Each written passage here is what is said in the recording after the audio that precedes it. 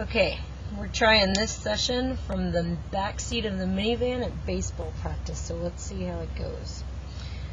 This is probably one of the more challenging aspects of this test because you really have to be putting everything together that we've learned so far.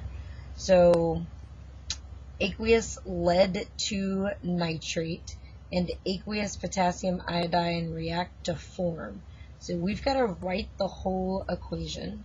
So we have to remember that lead 2 means that that's going to be Pb that has a +2 charge. And on your polyatomic ion chart, nitrate is NO3 minus. So we're going to have NO3 with a minus. So in order for this formula itself to be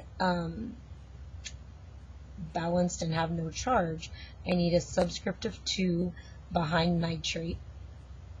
And then it says that this is an aqueous solution, so we're going to put AQ behind that.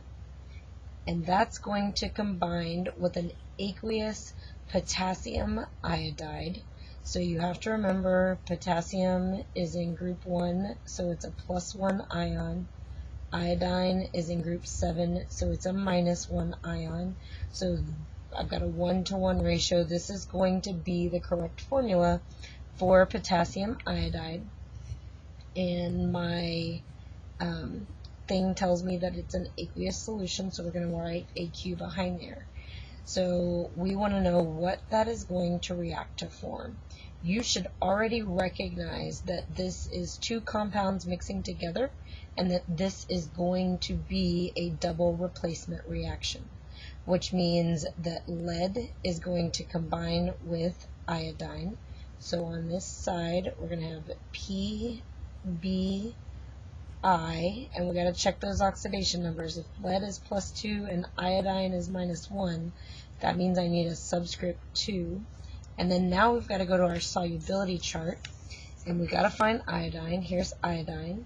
Iodine is, let's get it where you can see it.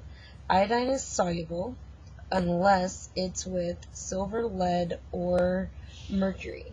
So that means it's with silver, so this is going to be insoluble, which means we're going to put an S behind there, saying that it's soluble.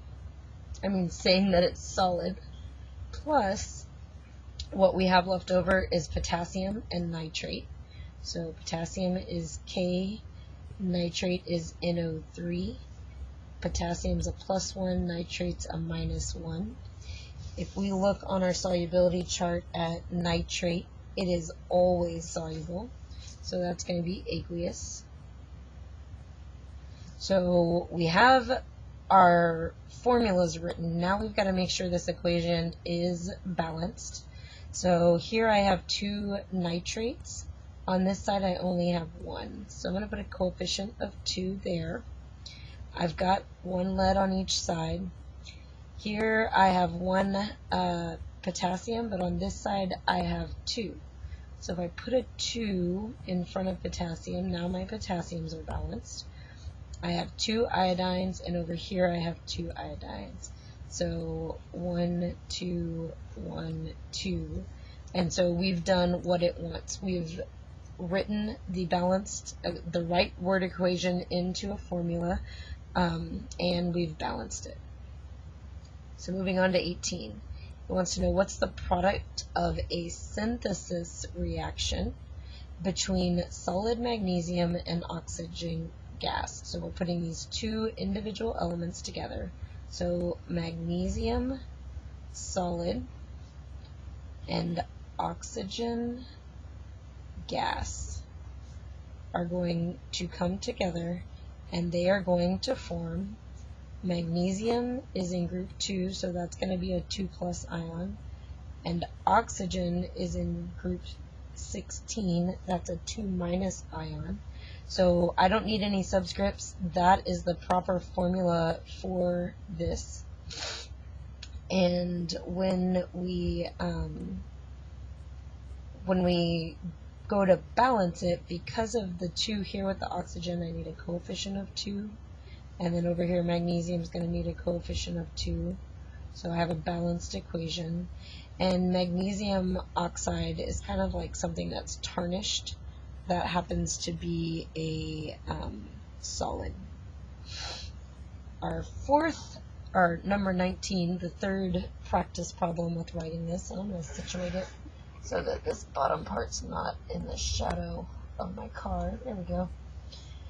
So methane gas reacts with oxygen to form water vapor and carbon dioxide, and it wants you to balance this equation.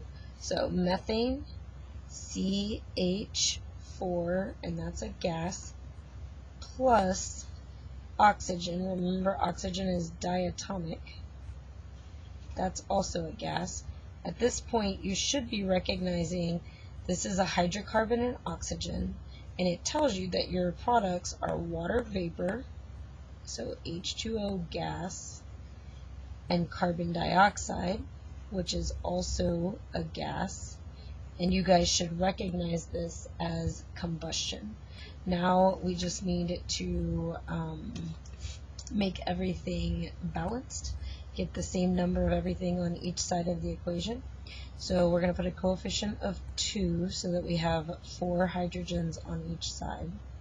I have 1 carbon on each side, and I have only 2 oxygens here, and on this side I have these 2 plus these 2 for a total of 4. So I'm going to need a coefficient of 2 in front of this oxygen, and then we would just have a 1 and a 1. And that is our written predicted balanced equation for those 3.